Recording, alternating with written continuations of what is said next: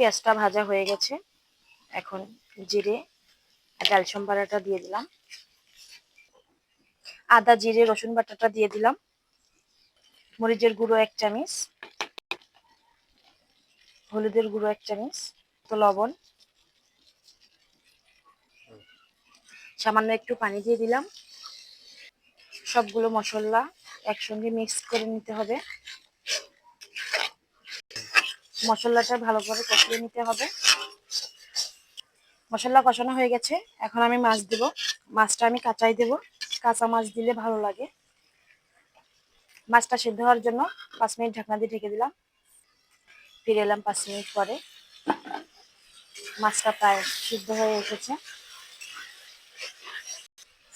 এখন আমি কচুগুলো দিয়ে দেব।